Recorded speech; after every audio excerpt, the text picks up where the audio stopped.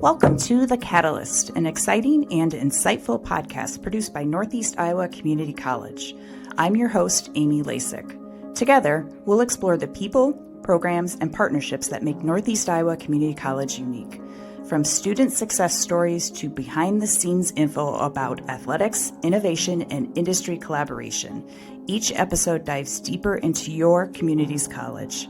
Get ready for an inside look at the impact of community-driven education at NICC. Hello, and welcome to another episode of The Catalyst. Today's episode features our fantastic career services team in a discussion about career development, workforce needs, vital role, employer partnerships, and how all of that plays in preparing our students for meaningful employment. This is an important conversation for both students and employers, so we're glad you're here listening to us. I do want to welcome our two guests today, Chris Entringer, which he is our career services manager and academic advisor. He has been with us for 29 years working in this realm, and Joni Knopp is academic advisor, 8 years at NICC providing advising services for our students. So welcome to both of you. Thanks for having us. Yeah, so let's maybe just start with the very basics. Chris, we'll start with you. When somebody hears about a college and their career services department, what exactly does that mean? Well, for NICC, I think it's always been about the personal touch. I think we do a good job of college-wide. I think it's a great place to be for that. I remember when I attended other colleges and universities, which are great. I remember when I came to NICC, I knew that it was that personal touch. So I think we do a great job of that. It's just getting the students to us, and once they're with us, I think we do a great job. And it's nice to partner with Joni. We're all in Calmer and Piasta. We're all in one area. We think of ourselves as a one-stop shop. So it's nice to have that collaboration with our other offices. And we're certainly not often a corner somewhere. Career services is really ingrained into the college with academics, our non-credit side, with advising, all the areas we work really closely, and we're small. It's nice that we're small enough that we can provide those services to students and really be a voice for them and helping them start their career journey, and whether they're undecided, entering, and we always say entering the workforce or transferring on to a four-year college. I think it's just getting them to know who we are and getting the word out, and that's something we'll talk about a little later as far as how we're trying to promote ourselves within our college and within our college portal. So that's great. And Joni, when somebody hears the term academic advisor, what exactly does that mean? Somebody that students are meeting with to register for classes, but then ultimately the go-to person for when they have problems, when they have questions, when they're uncertain about where the direction of their journey. I know when my oldest went to college, he originally thought he was going to be an accounting major, right? So he showed up, he started enrolling in all these accounting classes, and then he found about a year and he's like, this really isn't for me. So he met with his academic advisor and they went through a lot of conversation to figure out what his next step would be. I assume that's a lot of the conversations that, Joni, you might have with some students as well. That's a very regular happening. Students ultimately get in, take a few classes, get into a couple of their core classes, and they're like, oh, this is not the direction that I want to go. And then it's a part of that conversation about what is a better fit for you then. And ultimately, we're never telling someone what they should be doing. Our goal is to help guide them on the journey of figuring out for themselves. Unfortunately, there's no light bulb that goes off which is what students would love to happen, that they know what they're supposed to do for the rest of their working career. But that's not how it works. And we help guide those students when they're at a spot where they're like, I'm not sure why I'm going to school, because now I know that that's not it. And part of figuring out what is it is to cross things off. And that's a bigger part of figuring it out as much as getting them to places that they do like. It's like, well, can we cross off to rule out that is not an interest of theirs? Yeah, parents would love that too if it was just as easy to say, this is the journey for my kid, but it is a journey sometimes. And Chris, a part of that journey is a lot of the work that you do both internally and externally at NICC in developing relationships with employers. Can you talk a little bit about that? Yeah, kind of twofold. At one side, on my advising side, I'm on advisory committees. So each technical program at the college has an advisory group. So I participate in advisory meetings that are held once each semester. So that's a great way to connect. And also on my advising side first, I work with students that are doing apprenticeships. So work closely with them. That allows me to work with other parts of the college, other staff. And with career services, I've been in the role for quite a long time, and I've gotten to know a lot of employers. We maintain good relationships. I always call them like mini targeted fairs. So we have fairs that are specific to certain programs. So we have an internship fair, nursing career fairs, an advanced technology fair. So it's really getting those relationships going. And a lot of Northeast Iowa, I always say I still get phone calls. A good old call from a farming business up in West Union, and certainly glad to work with them. So it's, again, those relationships are key.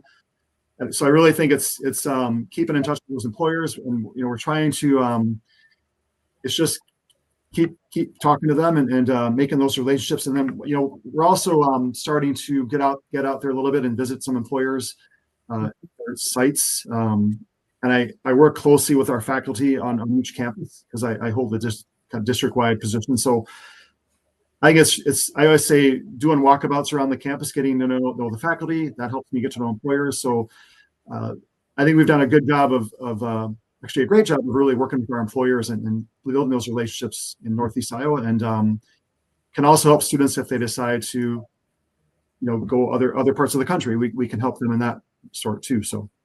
Yeah, that's a good point, as we see all kinds of students at NICC, right? We have students that know they're coming here for a specific program and then they want to go into the workforce right away, but we also see quite a few transfer students as well. So as you're working with both of those students, what does the difference look like in that? Chris, we'll start with you, but Joni, I want to hear what you have to say too.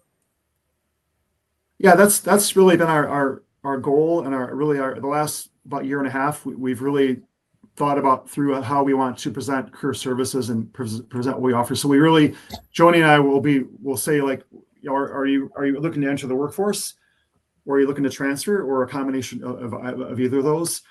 So I think it's important to establish that with students. What are their career goals? And if it's a career goal that requires them to transfer, we're going to help them build that strategy to prepare. Or if they're getting to the point where they're looking to enter the workforce and maybe an option to transfer on, then we'll work with them there as well. So I think and we want to make it simple for students too, not overcomplicate it. So we're here to help dissect and determine what's their path at NICC. And I think the partnership with Joni and with our Calmer staff, Kelly Smutzler and Katie Keim, it's really working to determine what's the best fit for our students coming into the college, whether that's the transfer track or the entering the workforce track. And we kind of separate duties a little bit. We both work in all those arenas, but I focus more on the entering the workforce side, and Joni more on the transfer student side. But we really collaborate, being in a one-stop shop and really connected with Calmer as well. I think we do a great job of helping students determine that pathway, whether workforce or transfer. So sure. Yeah, and Joni, from your perspective, it sounds like you do a lot of the transfer piece as well. And I assume as part of that, having great communication and partnerships with some of our 4 years, particularly close to us, is very important. Can you talk a little bit about that entire piece? Mm-hmm. Our region partners are our FONA friends, in addition to our local partners. We're fortunate in the Dubuque area that we have numerous options. And they play a regular role here on campus to be available to our students who are considering that transfer piece. Not a week goes by that we're not reaching out to one of our regent partners with a student with questions to help us guide a student so that transition, when that time is appropriate, is smooth for them, so that they have their questions answered and that they feel confident that everything that we're guiding them to take here at NICC is going to be appropriate for the big picture goal of working backwards from when we know what they need, wherever their journey may take them, and then selecting those classes appropriately so that they have checked the boxes for NICC as well as checking the box for wherever their journey may take them next. Yeah, for transfer students, Joni, are there certain programs that we see a lot of students start at NICC and move on? Are there certain career areas or certain majors? The college has a nice selection of established transfer pathways that are going to the Regent universities. We have psychology, sociology, social work, a biology transfer, as well as a variety of ag programs that are set up to transfer at our Calmer campus. Business transfer seems to be a real popular one as well when students know that they are seeking a 4-year degree. So that looks a little different than a student that knows for sure that they're thinking that they want to stop after 2 years. So then they're entering the workforce. We do get some students that start out on that pathway and then are like, oh, I really enjoy the school opportunity. So then we do some shifting as to what else can we add to make sure that you have what you need for that transfer, wherever that transfer is going to lead them. So it's not one or the other. And that's always a weird gray area for students that they're like, well, I have to pick right from the beginning, which there are a lot of things that apply to either pathway. And big picture, we want to help them meet their ultimate goal. And sometimes when you're 18, 19, 20, you may not know for those students what that goal is. Sometimes they're just tired of going to school and they think that 2-year path might be the perfect fit. And then they get out into the work world and they quickly figure out, oh, my employer is going to pay for me or help me, encourage me to continue my education. So it's not one or the other, because we definitely have students that start out on one path and then transition to either, and it goes both ways, because we have students that may start out ultimately thinking that they are going on a 4-year path and then are shifting to a more appropriate pathway for whatever their life holds at that moment. Yeah, it's a pretty big decision for a young adult to make. So it's nice to know that they have support at the colleges to have those conversations and make some decisions and go informed, right, when they start to make those. Yeah. So Chris, for you, when you're working with a student that's going into the workforce, there's so much to think about as far as resumes, interviews, all of those pieces. How can they get support from our career services team to address all of those things? Yeah, there's different ways, right? So we certainly support students in that one-on-one appointment. So when they come to us, whether over Zoom or face-to-face, we're always promoting that. So we do get students, and I always say we're a place of referrals. So we get faculty, staff that send students our way, and that's been great. Again, it's like building those relationships with staff, so that we really rely on that. Students can also upload their resume to what we have called as a Career and Transfer Hub. It's a new system that's on our college portal, My Campus, and it's a group that students are a part of, and we can allow them to upload resumes, cover letters, practice interviewing, and then that's been really great for the college as far as making that connection with students. We work with a lot of online programs, so students from health information technology to early childhood to dental assisting. But those online programs, they can upload their resume, their cover letter, and then we can provide a critique and offer a video critique. Students video us back. They ask questions. So that's been a great virtual resource to provide. It's set up through our Brightspace system, so that's been a great resource. I also do a lot of, again, that one-on-one. I look at a ton of resumes. I think that's the best place to start. And then, we also offer mock interviews, whether it's individual appointments or helping with a class. So we do a lot of classroom mock interviews. So those are really the key components. I'll have students come in helping with just job search strategies, internship strategies, and sometimes, occasionally, when they're relocating to another state, I help with that too. I've helped students with salary negotiations. So I think we have great knowledge base and expert knowledge to help students where they're at, and it's really a conversation to get them going. And I like to start out with that resume because to me, it's telling their story on a page or two. So we talk through that. It's a collaboration and really work on that document, and then that builds that relationship to help them start getting themselves out there as far as applying for jobs and internships. So Yeah, that's great. And Joni, when you have a student that comes to you and just really doesn't know where to start, how do you get them started to try to figure out what's that conversation? Are there tools that the student can use to help narrow down their decisions? Yeah, all of our students are taking a welcome to college class called College Experience the first semester that they're here. It's the same class. They're intermixed with students that might be in the same program, might be in a totally different program. But career services, we visit majority of those classes and visit with students about the opportunities that career services has. Part of that class is that they're working on a career project. And so part of that career project is, what am I interested in doing? And we have a focus to career assessment that is part of that class that students are encouraged to complete. And that's asking about their interests, their values. And so we help interpret those results with them as to, okay, that the first option that you picked might not be the right fit. What other kinds of things showed up in your assessment that you might want to consider? Because ultimately, that tool is just a tool to give them some suggestions about what other options or what options are confirming that what they've picked is a good fit for them. Great. And so, Chris, when you have a student wanting to then get into the workforce and they know where they want to go, they want to stay local, but they just don't know the different employers, what sort of advice do you give them on where to start looking?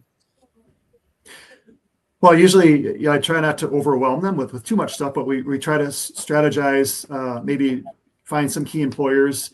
I may help them a little bit as far as some outreach or some connections, but then eventually get them to kind of take the shift on that, right? To help get them started once they kind of get the confidence to get going, and then they start applying to some places, and then we take it the next step. If they have a interview set up, then we'll always come in. Let's talk about it. Let's get you doing a practice interview. So it's really meeting them. And I'm first to say, and Joni too, we're their best supporter, right? We're there to help them. We're their mentor and all that. So I think students appreciate that.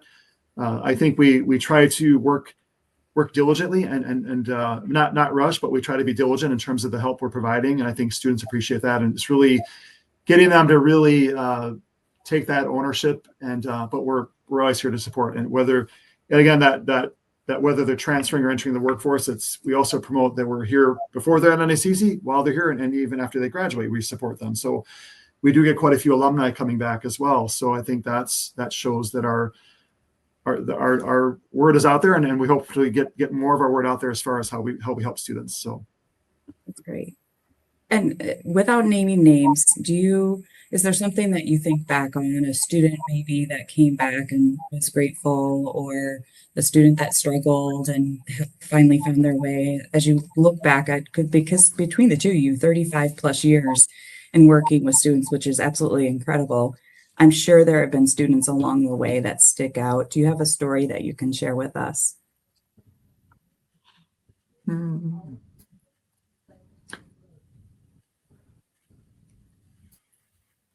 Probably hard to narrow it down.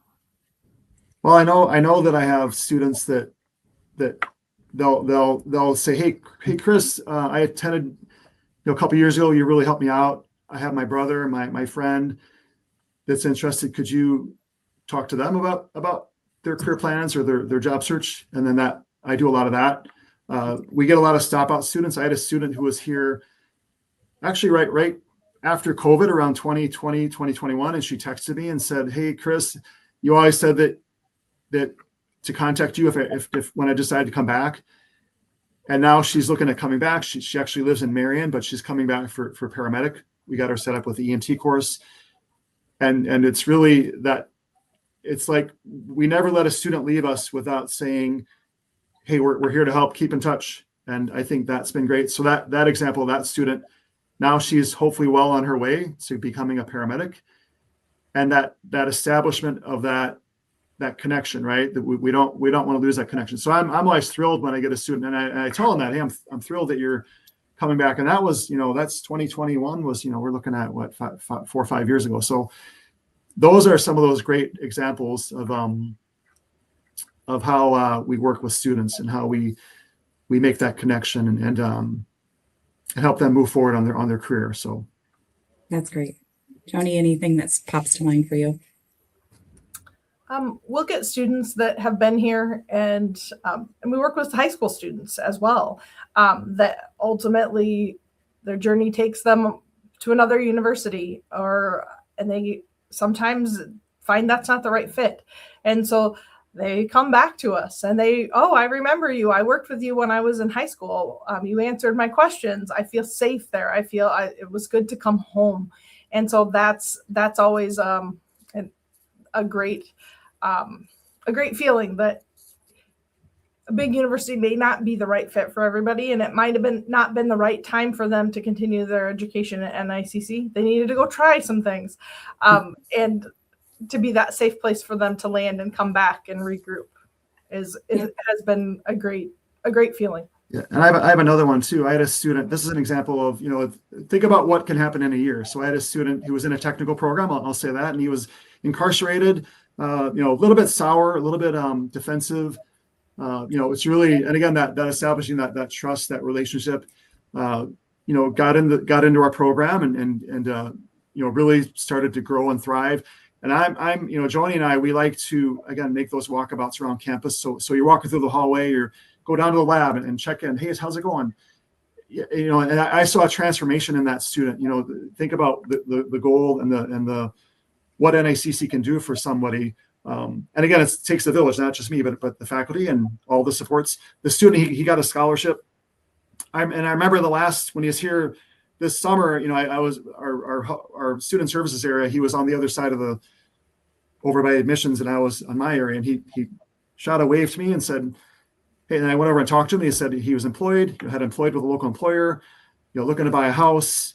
So I think that's that success that really is fulfilling for the student and really makes us feel great that we're helping them. So that transformation, I think, is key, and I think community colleges do a great job of that. So that student was a great example, because you go from what can happen in not even a year, but like 11 months, right? That can happen, that transformation for that student. So that's an example of a student that we really, I think career services really got on the right track, and advising got on the right track. So those are great examples, because I think, anything from the high school student to a student that is trying to get a second chance in life, to students that are referring to you because they went through it and now they have a brother that's going through it.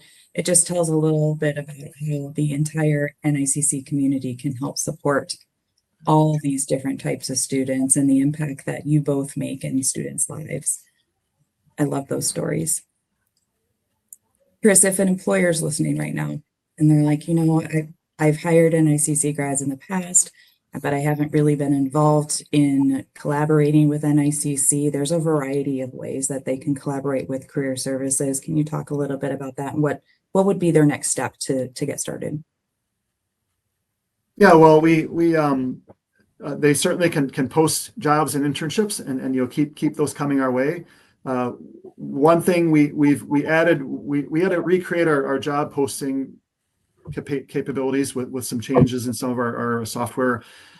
But one thing, I wrote some notes down about this, but on our, we want to be not just have a static. I mean, we have a job posting where we list our jobs. We wanted to know more from the employers. So we've been gathering when they post a job opening, we ask them, can you tell us something interesting and fun or unique about your company? What advice do you give to students entering your industry? And then what future jobs or internships do you have? So we're gathering that information. Employers can put that on their job listing so students can see that. And then our plan is to gather that information and, again, reshare that with our students to show them the trends, what employers are looking for. So that's something we're promoting with employers. I mentioned before they can join advisory committees. I work with employers. Then I'm sure our deans and faculty always appreciate that. And I mentioned before that we do offer career fairs, events. We participate in with the Access Dubuque Jobs Fair. We do a big ag fair up at Calmer campus. We have nursing fairs, and I think employers appreciate that. I think that those targeted career fairs, I think, are key. So we offer that. And if there's something maybe we don't offer, something we can maybe offer in the future. We started an internship fair a couple years ago, and that has some good success. So I think, career fairs, posting jobs on our job site. We're going to help employers start promoting themselves on our career and transfer hub that's in our college portal, doing little snippets about their company. So it's that. It's really keeping a good eye of all those employers, keeping them, and then when students do come in, or we have a good sense to get those students connected with employers. So I think there's lots of ways that we're trying to make those connections. Certainly, they can come on campus, set up a table visit. Sometimes maybe get into a class or offer resources that way too. So I think there's multiple ways, and it's really meeting the employer the best we can. And in the end, the bottom line is getting that awareness of who they are, and then getting our students, our alumni, connected and hopefully employed and in internships and jobs. So yeah, lots of different ways you can choose your level of involvement. yeah. And Chris, they can get a hold of you if they want to get started. Yeah, I tell this to students too. The students say that Chris guy in career services, but I say it's just remember our career services at nicc.edu. We have a pretty robust email.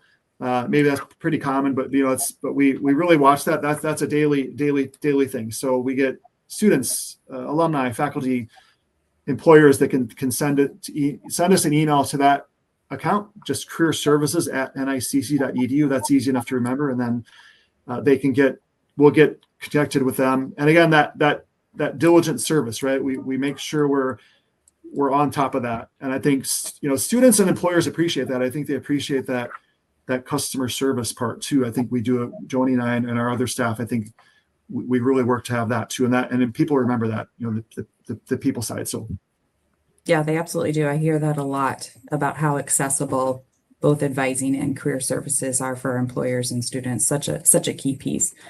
We're going to jump into kind of the fun part of the podcast, our fact and fiction piece, and I have just a couple for each of you. So are you ready? Mm-hmm. All right, Chris, we're going to start with you. Employers look at social media before they hire. Is that fact or fiction?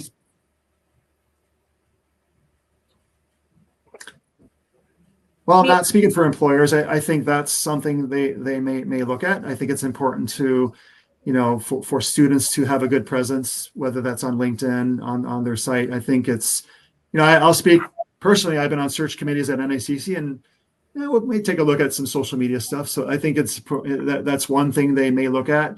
Some companies, I know there's companies in Dubuque that may be their vehicle to hire, so they may go through like a LinkedIn. So I think it's important to have that good presence, have that good,